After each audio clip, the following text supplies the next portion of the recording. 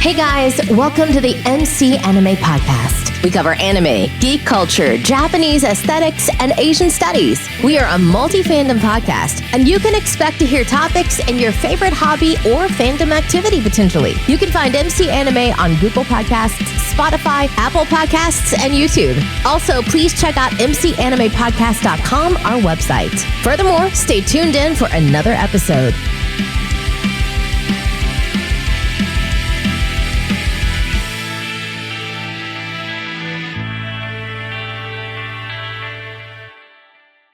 Hey guys, this is Mason, back with another MC Anime podcast episode. We're back with our featured speaker, Leslie. How's it going? It's going, man. I like this topic we actually came up with today. Yeah, today's a really interesting topic. So we're going to get right into the topic. What we're going to do, August 26th is International Cosplay Day, and we are going to be talking about cosplay and the 5 factors to consider when you do cosplay. So we're doing honor and tribute to the international holiday, and I brought Leslie along because he's very adept in cosplay culture. You know, that first episode is a big proof of why photography and convention culture. So we're going back to the roots. And this definitely back to my roots, man. I learned a lot from the amazing cosplayers I've worked with and met over the years. Oh. So first, let's start. What makes cosplay? What is the art that people do to make it what it is? To me, cosplayers, they basically envision the character from one of their favorite animes or animated shows, because not just always anime. It could be superheroes or, just other cartoons or whatever. They envision that and they kind of become that character, and they get the outfits and basically they come up with the look and make it from jumping from the TV into real life. And I don't want to go too much because we're going through a bunch of things and, want to make sure I saying it at the right time. But yeah, that's what I look like. They make their favorite character jump from the small screen into real life. Gotcha. Basically, think of cosplay as transcribing one character from a fictional media, put into a real life scenario, and then bam, it comes to life. They envision the character, and overall they put time and effort to do their spin of the portrayal of the character that they are portraying. Whether it's a fictional character or original character, they're doing their best to be what they are in the glimpse of everything that is what cosplay represents. Cosplay is the costume, but also the character, and you being the personality of the character itself instead of the actual character where it's based off of. That is true. So with cosplay, you have to also know that you are yourself, but you can be with people to do it, or it's a solo act. However you want to do it, in a community setting, in the basement of your house, in front of the mirror, go for it, because it's how you envision yourself being in the dress up, for the dress up, the actual experience of it. And there's different elements that make it really fun. What I was going to say is, why do they have to be in their basement? How come they can't be in a second floor room or whatever? Or they have to be in the basement for? I don't know. Maybe they're ashamed of to have a weird cosplay and they want to be in the closet. I don't know. People are strange sometimes. To a bedroom to being in the closet. Okay. Okay. In the cosplay community, you have some people that are very self-conscious. So sometimes they might only want to do it in front of themselves to actually give them confidence. Or it's just a solo act and they only do it in the privacy of their home. Cosplay doesn't have to do it. And when you're saying about the people that are self-conscious about themselves or maybe not expecting, they usually have the best cosplays, I've noticed. Like, I know. Well, at the same time, if they're not feeling comfortable being public with it, in a private setting, like a party or themselves in a room, can also be an alternative. And sometimes that cosplay is only posted to social media. So there's also that outlet, which is also by yourself, but using an online audience to engage with. Right on. True. So, but yeah, we're going to talk about 5 different factors of cosplay in the honor of International Cosplay Day on August 26th. So, further ado, let's go into characterization. Very key to be in character. Anyone needs to know it. It's like maybe the cosplay #1 fundamental. So what do you think about being the character and using characterization to achieve the perception of personified, aligned from what they do? oh man, this would probably be the best part or my best take I can give you on that, because the characterization, let's say you want to be Goku, you have to study him, you have to be a fan of the character, right? And then you also have to get his poses, and say like you're doing video or a photo or whatever. Every character has like a signature pose that they do. You have to also get their stride, the way they walk. You can also envelop their personality as well, because a lot of characters that are in animes and stuff have different they have different things about them.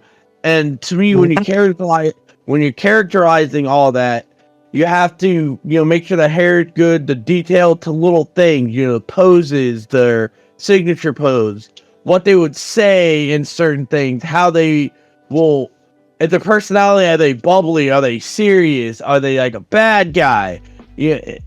All that is like comes from you just being a really good fan of that character, and knowing so much about that character, you can bring that out into the costume. So characterization to me is probably the most important one, because if you can make yourself look like the character, but then you can't like embody that person, it's like you're a little off, so you really have to know that character.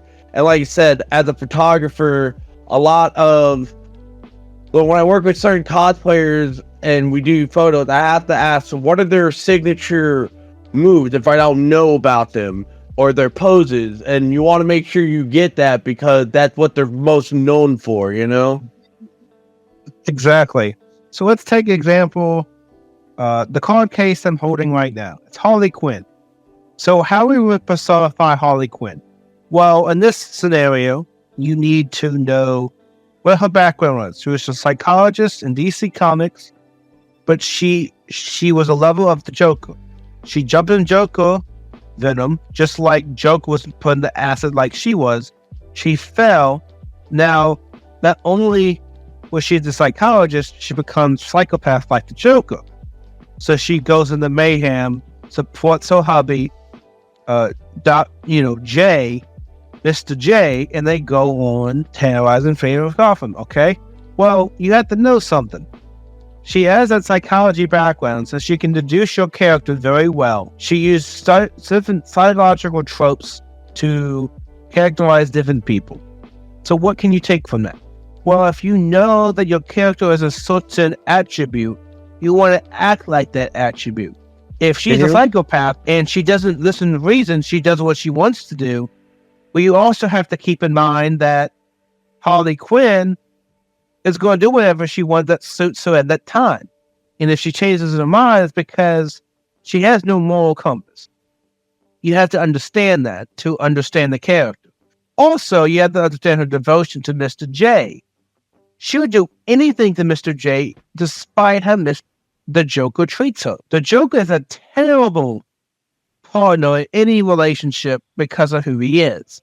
He doesn't care about you. He'll literally give you away just to get away from Batman. Throw you in jail, throw you off a building, doesn't matter. Long as he's the one that survives in the end and gets away, he is fine. And what that does, it breaks Harley Quinn. So there's different levels of the character you want to achieve. Is it the characterization? Is it the attributes? Or is it the deep facts that they're so niche that you had to do a lot of research or know the media very well to be able to perceive it and deliver it? Because the performance of how you achieve the character is very key here. It's important to know whether the character acts in a psychotic manner or a loving manner, because that manner perceives how the audience around you, just in general, the people that see you in the cosplay, sees you in the performance of the character and the characterization that goes with it. Yeah, basically, personified, magnified. Persona magnified, magnification is what you need to achieve. Now, of course, how you do that or how much you do is up to you, but what you devote is up to the character, and do your research well. You actually find good things on how to do the mannerisms, how they speak, how they respond to certain situations. If they know that they don't respond well to someone telling them what to do, then use that to your advantage and then answer the questions. Know something about the background of the character. It helps a lot because knowing the background helps you achieve the better characterization. It's just like you're on stage. When you're in the theater, you have to play your acting face all times. You gotta be the character to know the character to act the character. True. And since you picked Harley Quinn. Harley Quinn, for anyone who doesn't know much about her, is not only a good psychologist, but she's also a very highly skilled gymnast. So that's why she's able to do a lot of flips and be very limber with herself, and she likes to smash things either with her bat or armor. And also in the comics and a lot of anime films, they have Harley Quinn very sexualized, but she also had so many different looks and outfits over the years. So when you're going back to talking about people and want to, if they feel self-conscious, they can be Harley Quinn. They can just be the variant that is not as showing much skin or as skimpy or as, sexualized. They can go with her classic look, which is just like a jester's, bodysuit type thing. Or they can go into what she had in the Suicide Squad. Well, yeah, the Suicide Squad look, and then where she's wearing tiny little shorts and her shirt, and she had like on her boots, and she had the midriff showing, and her. To me, that's the characterization of it. Is there's different adaptations or versions of them, and you can pick the one that best suits the cosplayer and how they feel and what they want to do. And also keep in mind, when you choose cosplay, for your character, you can base it off fan art. You can also have an original character.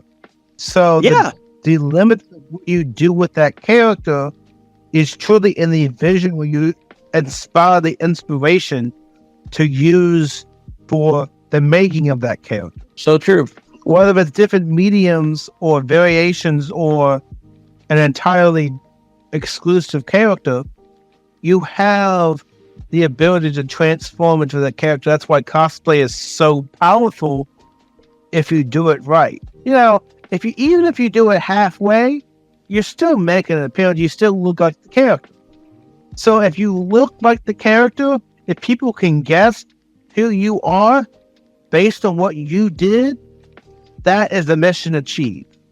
Because nothing else matters unless they know they can identify you as that character.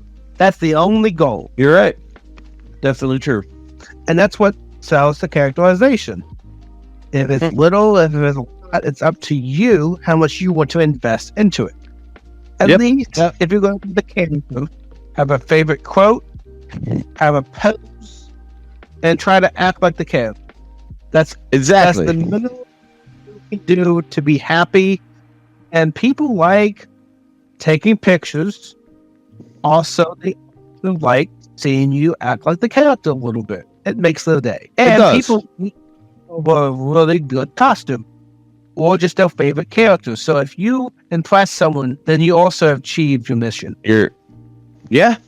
So is there anything else to add on characterization? I mean, I think we covered pretty much anything that I can think of or talking about it, because everything's been covered. So it's just like I said, is characterization could be anything, like you said, fan art or the various costumes that a certain character might have had over the years, whatever makes them more feel the most comfortable and the cosplayer is most drawn to is what I would say that they should do. You don't have to be sexy. You don't have to be the most popular version of it. You don't have to be the coolest looking one. If it's the one version that you like and it's only a one-off and that's the version of the character you like, then be that part, Well, and with the characterization, being the character, that's the basic. Now, if you want to have another factor in your cosplay to the next step, well, you have to head up the beauty department. Yep. That's the wig styling and the makeup. Because that also makes the character look so real-like. Yeah. So what does the wig styling and the makeup contribute to the character more than just regular cosplay? How does that separate just the deep character, but also the immersion of the character? Well, speaking of anime, especially when it comes to the hair, they have some wild colored hair. You know what I mean? It's like pink, blue, purple, and it's all in like the guys will either have it like super spiked up, or they have like a flat top and their hair like comes out like 3 feet from their head, and it's like kind of combed down. And the girl, they'll have it in like weird bun formations.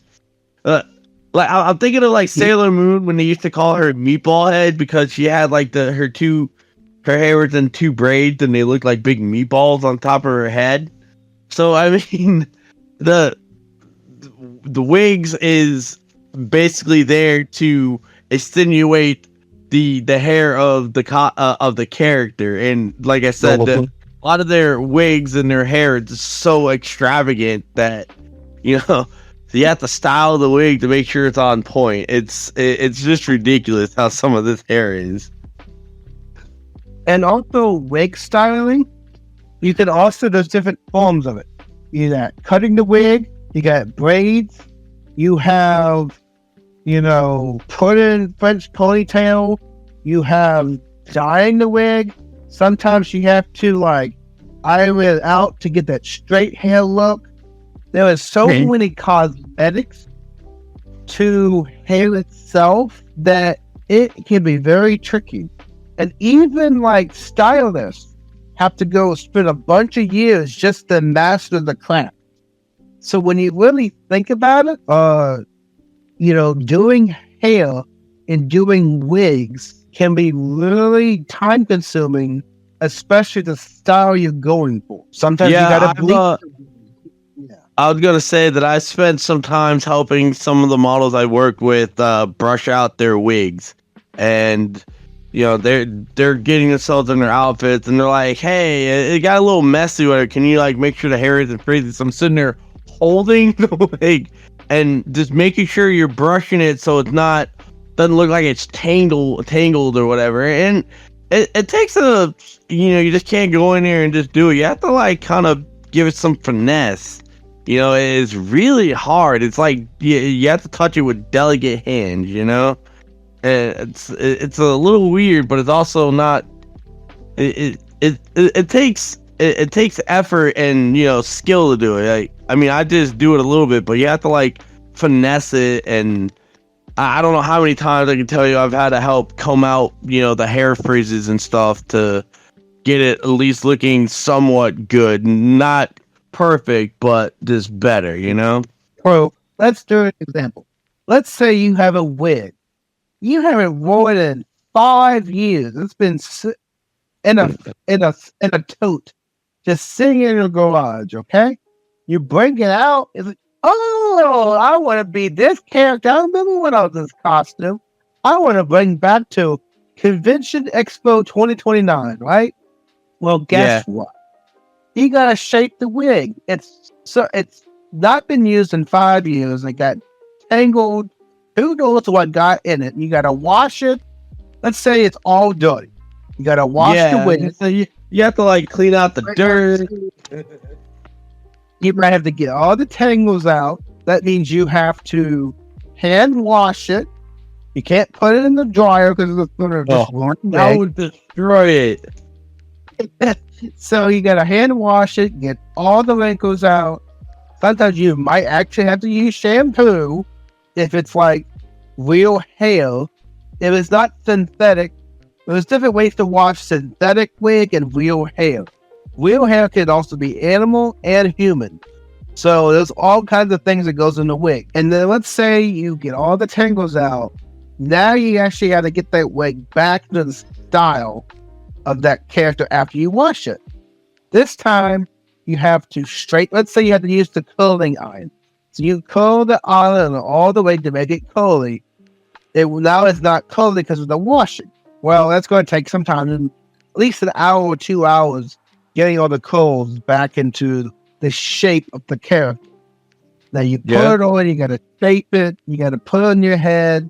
Maybe you had to wear a bald scalp or wig scalp so it looks natural. You also have to make sure it looks like real hair because, putting on a wig and people telling it is a wig versus it look like real hair is a big thing. Yeah, and then they have to, and if you wear the wig cap, I know that they have like little pins and stuff. They have to hold it to kind of keep it in place, so to speak. If that makes any sense. Yeah. You also have to maybe consider accessories. Does the character wear a ribbon? Does they put back their hair? And ponytail? Is it? I don't know. Do they wear like a special type of like hair clip or is it like this big old mohawk kind of style? Do you have to shape it like that? Or is it, what is that big old long hair style that Overbow had? I refuse to watch that anime because this looks so dumb. So I don't know, but it's kind of like what I was saying, like with some of the anime guys how they have their hair. Metal Bat from One Punch Man, his hair literally looks like it comes out like 2 feet from his head, and it's just like it's crazy. Yeah, that type of hairstyle is really hard. Like you have to put clothing irons and shape the hair and hide it. So you have to like shape it with chemicals and hairspray. I mean, it's just funny how the cosplayers can come up with so many just unique ideas to get it there. I don't know. Look at just wigs. You still got the makeup. Makeup is applying the foundation, doing the skin tone of the character, making sure.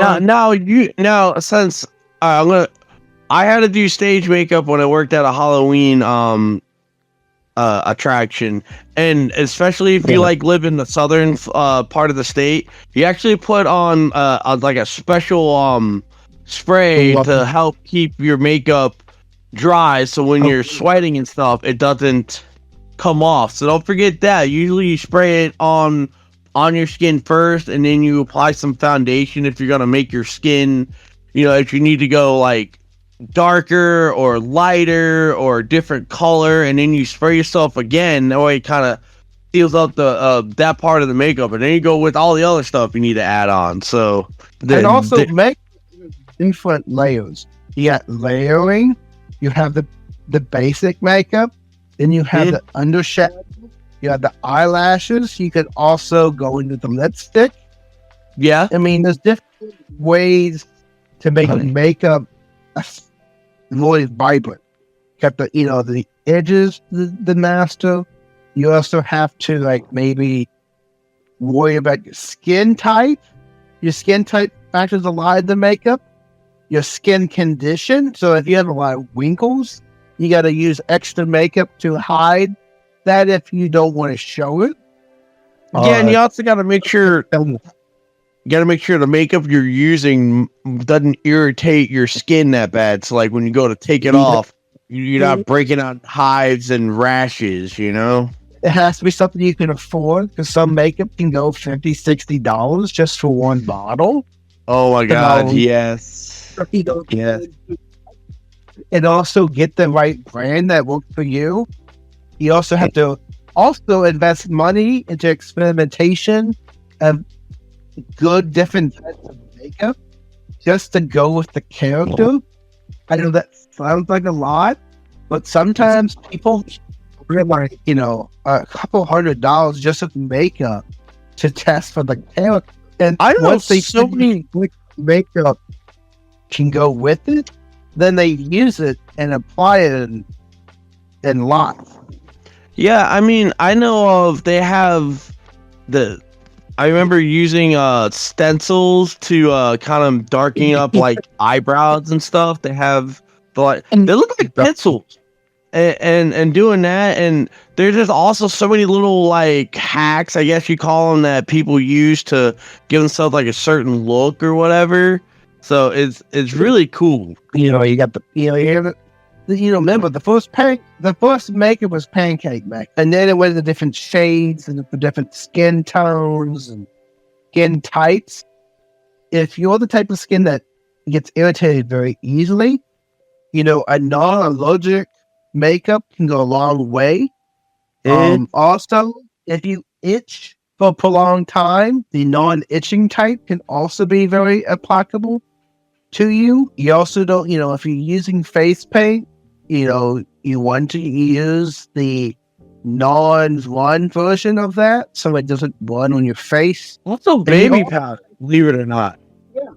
Baby powder can also help with different applications in makeup with the... Yeah, I know, like, baby powder, especially when you're wearing, like, heavy, like, face paint or whatever, if you just lightly pat it onto your skin or whatever, it won't, like, be all runny if you're sweating or, when you get hot or whatever. It doesn't, like, run off as bad, and it keeps your skin hydrated and not going to dry out everything. So that's something else I know a little bit about makeup. I know I'm weird. And the final thing I want to say about makeup and hairstyling with styles is this. Get a reference photo of the look you want to perceive, and then research that particular style, that wig or makeup associated with the character, or ways to get close to look like that character, and then do it like that.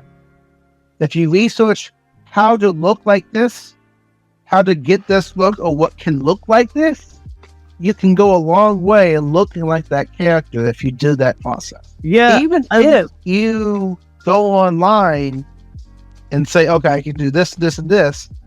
If you don't actually know makeup, go to a styling salon, get some advice. They will help you. Be surprised. If you gotta pay them to style you, do it. Because sometimes they mess up makeup, but they don't know what to do with it. So if that's you or the wig styling, go to someone else to help you. It's perfectly fine. There's always that person at the wedding helping you with makeup and getting your hair fixed with a perfect day. So if cosplay is your perfect day to go and show, then so be it. Get that help. So, anything else about wigs or makeup? I was gonna kind of add to what you're saying is, even if you don't get everything down to the exact detail, just, if a character you want to be has certain things that are more visible, like a mole, or they have rosy cheeks, or they have weird eyebrows that are very bushy, something like that. At least focus on the more major things, and you don't have to get all the little details. And don't get mad if you can't get it right away. Figure it out. There's so many different ways you can make things happen with makeup. And sometimes half the fun is just kind of figuring out things, you know? True. And the best advice there, focus on what you can do. Don't focus on what you can't do. Because what you can do enhance the look that you can't do. Exactly. So that's makeup at the second level of the tier of 5 components to cosplay. The third component is actually the costume itself, the sewing, and vice versa. An extension, the sewing machine, thread and needle, and the sewing machine and put it together. So it can go a long way to make costumes more applicable and similar into the style of the character. There's some styles of outfits on a character can only be achieved in sewing or what I call alterations to fabric. You know, you get buttons, you got pockets, so you also have to remember to put it on pockets when you do sewing, so that's important. Adding the pockets so you can actually put your phone somewhere or your wallet. So, or, you know, having a bag, maybe, go with the costume. You know, that's another option. How about you? What do you think about sewing? I mean, sewing is, when it comes to cosplay, can be a really big part of it, you know?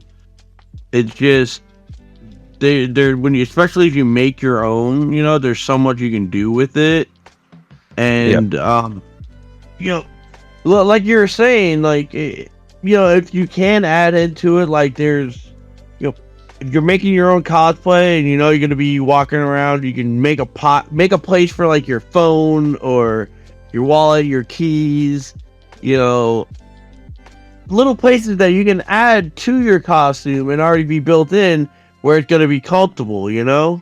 So yeah, also know like the type of fabric you're working with. It's very important to know different types of fabric and work with that fabric. So, for example, a jeans. What are you going to do if the jeans is too long? You got to hem it. So what you have to do is fold at the bottom, hem it to your specific height. And also, nothing in fabric is going to exactly fit you the way it needs to. So that's where alterations come in. So you get alter the fabric to your body fit and the character you're proposing as. When I did Yukine from Noragami, I actually had the jean look, the jacket with the lining, and the insomnia for the sword, right? And the blonde hair I already had. I had a shave, of course, I had the red beard, so I couldn't be red beard Yukine. I had to shave it off to fit the character with the blue eyes. But you have to have my contact too. That's what I did. But what I did is found an old military style olive jacket that had the pockets that were similar to the character. So what I did is I buy a red lining plus a red fabric and sewed it into the inside of the jacket. So I sewed it inside to get that feeling of the red inside the jacket, and it actually worked really well. Because I also added like some inch of padding. You can also use bubble wrap, but bubble wrap doesn't last very long. So buying the padding to format it actually gives it like a dimension, especially if you don't want it to appear as flat. Given that padding can actually give depth, you can add details when you do it. What I did is I also had altered lines into the fabric on the jacket. So I actually made a line pattern to simulate the pattern that I saw in the character. So there's different things. And then also I put the pattern in and then sewed it around, cut the fabric into the side of the jacket to formulate into sleeves and the sides around it. And I was able to do it within a reasonable amount of time. There wasn't a lot of sewing involved, but once I learned how to do it, I got someone to help me put the padding in, put the jacket in, and I tried on 3 other jackets. So I bought like 3 other olive jackets just to get the practice for that one jacket. And I wasn't good at sewing, so it took me a little bit to learn it. Knowing the basics can still be helpful. And when you're at a cosplay convention, if any cosplayer does not have thread and a needle on hand, I don't know if they're a true cosplayer. But that's just my take. Yeah, and it's funny you mentioned that they have what they call emergency cosplay repair or whatever, like at almost like every convention I've ever been to. So if something happens and it's like a minor repair, they go in there and they like try to repair it for you. I think that's kind of cool. So, which is funny. Well, sewing also has different techniques. You got a cross stitch. You can also do it like a butterfly pattern. You can go in and out, or you can go zigzag. So there's different ways to feed into the needle to put the thread in. Also, you can make the pockets. You can also cut the fabric and then sew fabric on it to hide the cuts. There's different ways to basically, you want all the modifications inside as much as possible and less noticeable on the outside. You want to hide those imperfections in the sewing. So you have to take that into account and the material you're working with. Like jeans is a very universal material that you can apply to, but it's also a very hard, tough material. So the sewing takes a little bit more time to make an impact in that type of fabric. Anything else about sewing? I mean, you kind of covered it, so. Well, have your needle and thread on hand. Don't be afraid to carry an extra, because also always have an extra needle. You're going to lose that needle, and the people that work, I don't know, let's see, what was it? It was an anime at work. Anyway, they lost the needle and they had to go go section by section just to find the needle because it was heavily inclined to have that needle. I don't know. But don't be like them looking for a needle and it's so deep in the carpet that you can't find it. So always have extra. 5 or 6 on hand can always be good. You can never go wrong. Yes. And sewing can sometimes actually make the character more what the photo actually looks like. And it can bring out looks that normally will not be able to happen with just putting some clothes together. Sewing actually enhances the outfit itself. And it can be a huge plus if you know how to do it right. Even if you don't, go to your mom, go to your grandma, whoever does it, your girlfriend. If they know about sewing, go to them. If you need help, if you, let's say a woman are bad at sewing, I don't know, maybe your man knows how to do it. Maybe he's, sews things at home. I don't know, maybe he looks at fashion, who knows? But go to someone that knows how to do it to teach you or pay them to do it. Sewing is one of those things that you can actually sell to someone else for small altercations in the cosplay world, and you won't be judged for it. Now, if someone did all the sewing and you didn't do it yourself, that could hurt. And if you're doing a contest for cosplay, but other than that, if it's not a contest related thing, maybe pay someone entirely to do it. It's not a big deal. Just know that in some competitions it will be frowned upon. Yeah. So, it can take a couple hours to use a sewing machine, but if you don't like the sewing machine, use the sewing needle and thread. But, sewing machine actually makes it a lot easier and saves a lot of time. So, yeah, and make sure you get a good one. Yeah, get one that can last a couple of years. They don't go dead on you. I would recommend Singers. Any Singer sewing machine are good. Oh my gosh. I've heard that Singer's sewing machine before. I think I've heard Singers is what I use. You have to use Singers. Oh, I remember hearing that before. So funny. I'm just saying, that's I learned that from the wife. She has got her a Singer sewing machine. I got her one before, a different kind or whatever, and it sucked. And then so I returned it, got a refund, and then we're looking at the other ones. And I was like, and she goes, Singer. I was like, is that a good machine? She goes, yeah. They've been around forever, and so Singers are really good. So yeah, I heard Singers really well. So yeah, I had that Singer sewing machine. invest in a sewing machine. If it sales, more the merrier. If not, try to learn how the machine ticks, and maybe it can work well for you if it's not singers. But nonetheless, sewing is important. Don't authentications, making another character can be a huge difference. So, but that's the third level of cosplay. We did characterization, the wed and makeup. Then we did sewing. The fourth is the fabrication. Actually, fabrication is totally different than sewing. The sewing is the fabric manipulation.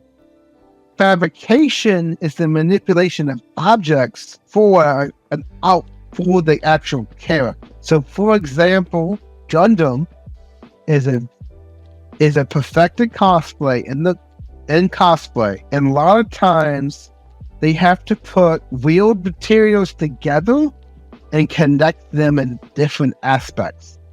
So it's just like putting on armor, but you're using like plastic or PC pipe and actually using that material, or fiberglass sometimes being used in fabrication as well, to like, maybe that's your entire suit.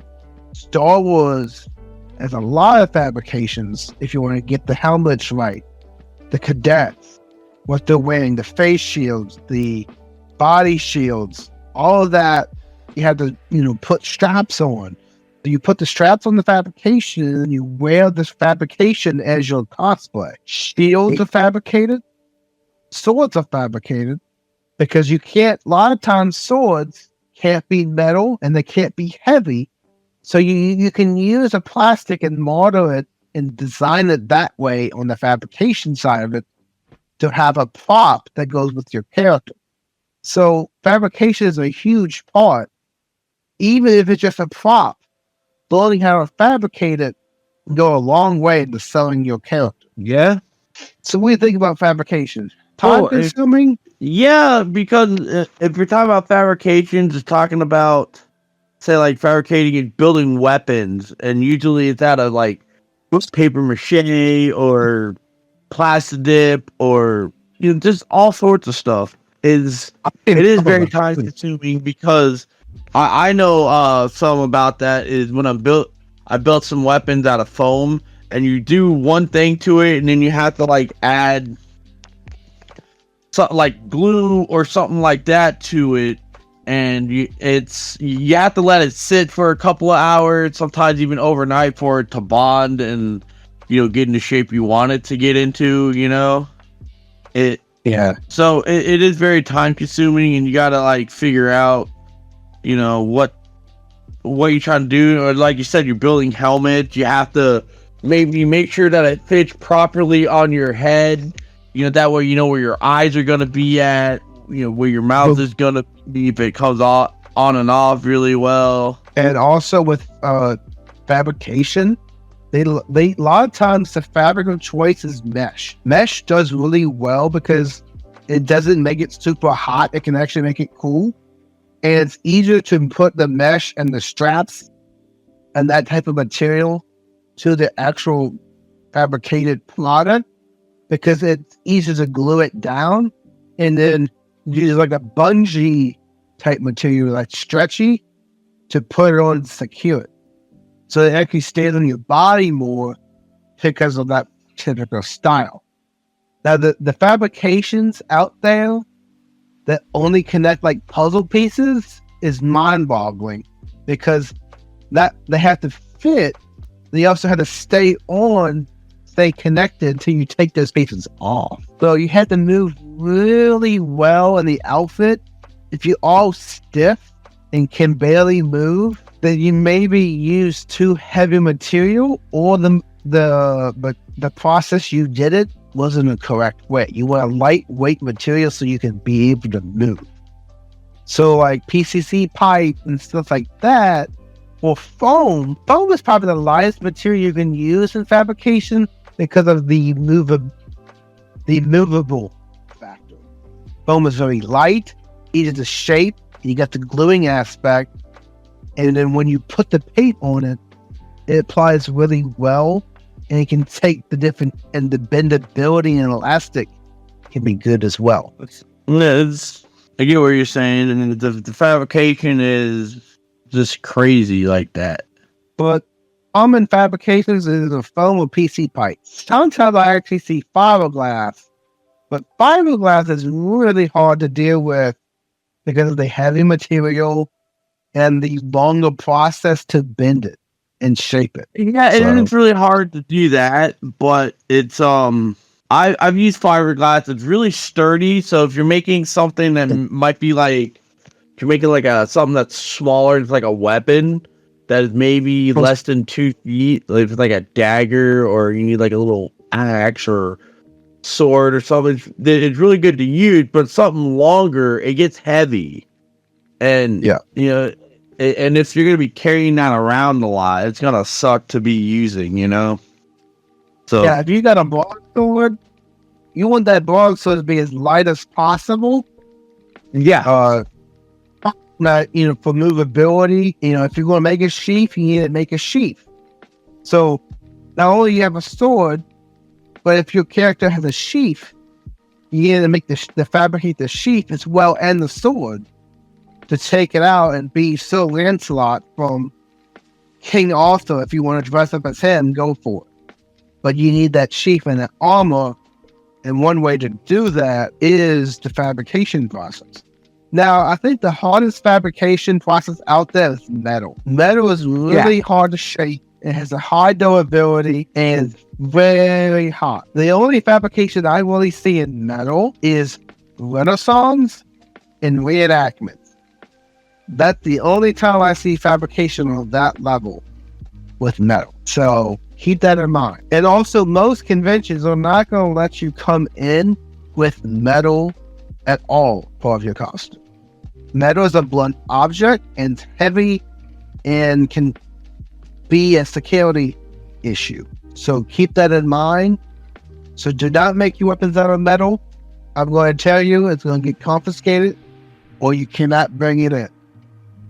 Yeah, because they don't want it. You might get banned too, depending if they don't like no weapons like that. That's something to bring up, and about that, because it can be considered, dangerous or whatever. But you can use it if it's like something you're just gonna carry around and you don't pull out. I know they make sure that you can't use it or whatever. They have it like tied up or something with either a zip tie or something. So sometimes you don't go that route, but that kind of defeat the purpose of making the weapon if you can't show it off, Yeah, and you don't only want the weapon as a prop. You want it to be an extension of you as the character, especially because prop is now signature to the character and the outfit, also the performance of that character. So sometimes not having a prop could actually maybe affect the cosplay ability of the character a little bit. So keep that in mind. So learning basic fabrication is actually a good thing. You don't have to be a master fabricator. A lot of times people get weapons paid because fabrication is very niche and very specific. It's harder than sewing and the other ones we've discussed so far, and it can be very time consuming. So keep that in mind as well. Yeah. So, but whatever fabricated piece you make, you need to own it. It needs to look like what you presented, make and model, whatever. Go be very creative on that. And creativity is in the last category for cosplay that we're going to talk about. Is craftsmanship. Craftsmanship, you have to be very crafty in the things you make, how the functionality versus the usability, and taking whatever you can find, like at a thrift shop, and being very crafty on it and then turning it into something that you didn't think before. High levels of craftsmanship can take any bad material and turn it into an A+. They can turn that, lead into gold any day. What's your thoughts about craftsmanship? Well, I mean, wouldn't craftsmanship kind of be the same with, let's say, fabricating stuff, so to speak, so we can continue on that. I guess just, crafting things out of whatever, Well, craftsmanship also extends further than fabrication too. So craftsmanship is the ability to transform your creative thinking into outside the box thinking. How can you perceive the situation to a better advantage than what you are given? Pins. So it's the ability to not only give more to the costume, but it's a skill in a particular craft. It's a quality of design and work shown in something made by hand. It's there in yourself, the artistry of the piece.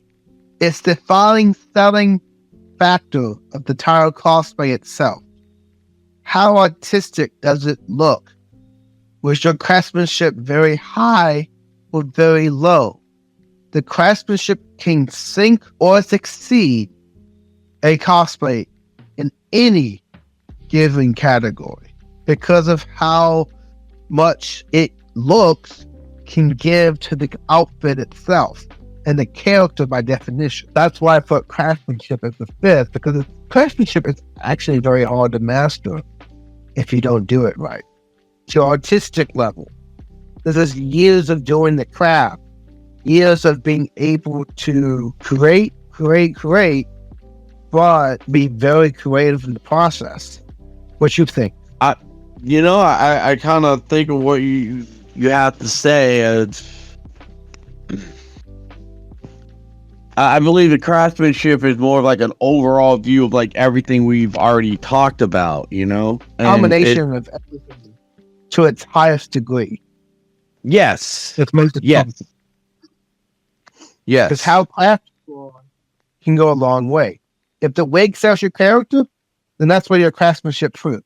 If the fabrication sells it, then the craftsmanship can be the realistic factor. That could be the craftsmanship.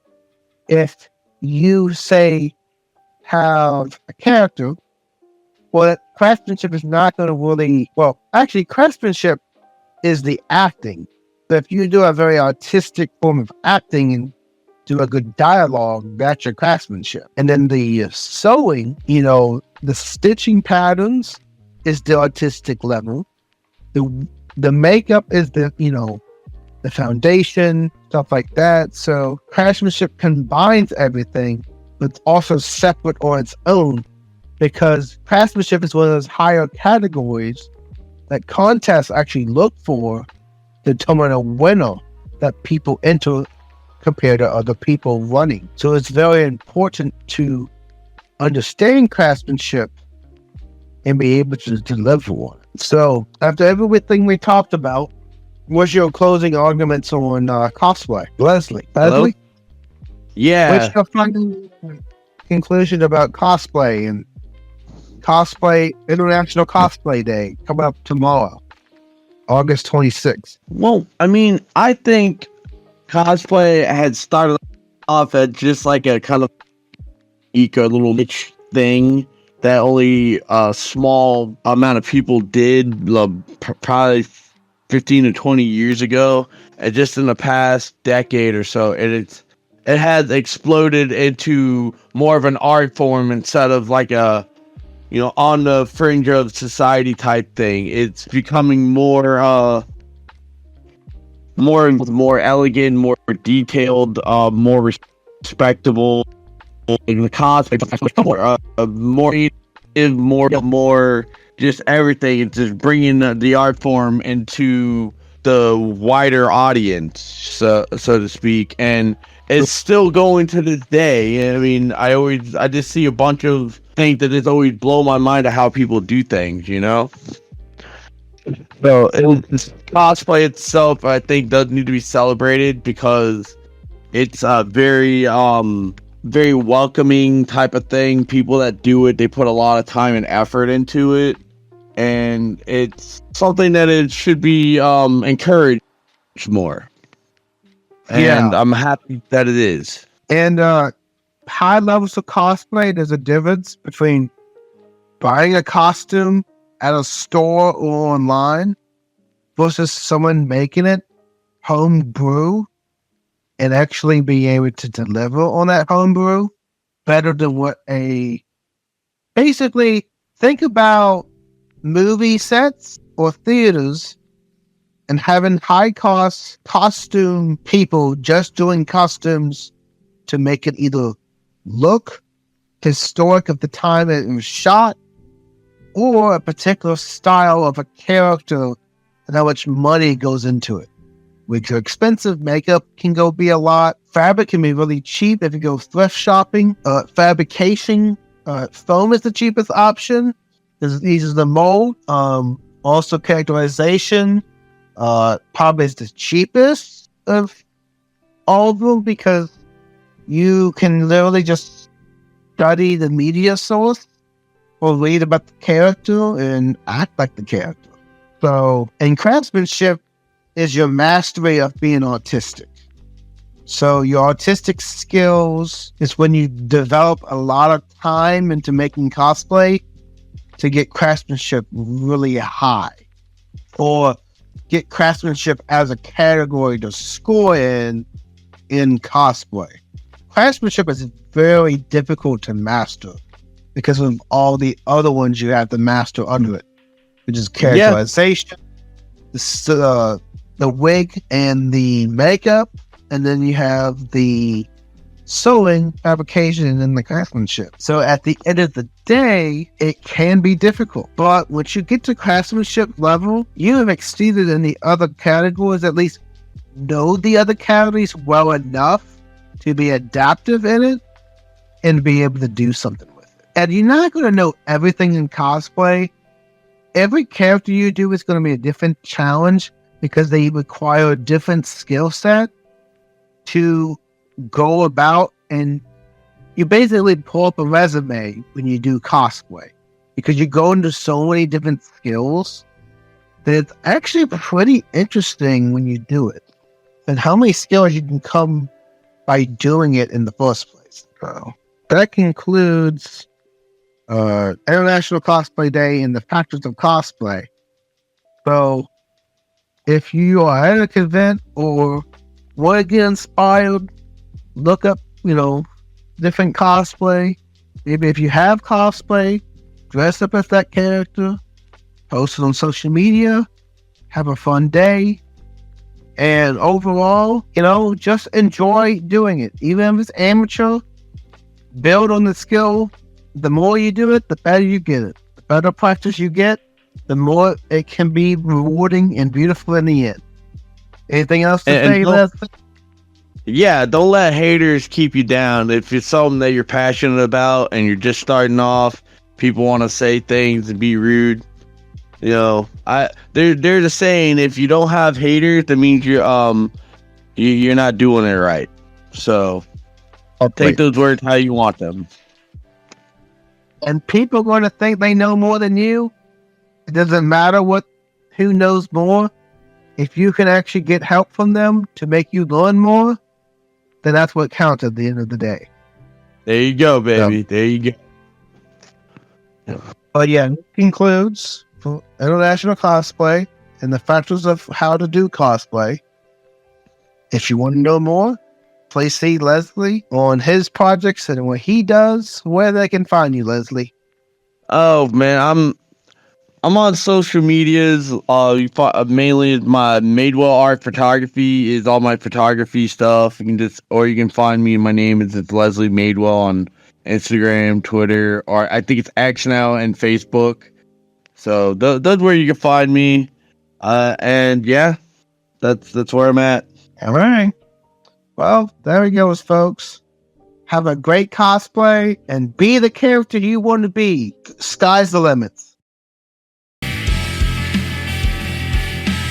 This concludes another episode of MC Anime Podcast. MC Anime Podcast is available on podcast directories like Google Podcasts, Apple Podcasts, Spotify, iHeartRadio, and YouTube. We also have our website at mcanimepodcast.com. If you want to directly support us, then follow Patreon blog MC Anime. Finally, if you want services for hire, then we're available on Fiverr for audio and video production, graphic design, idea consulting, and blog and article writing.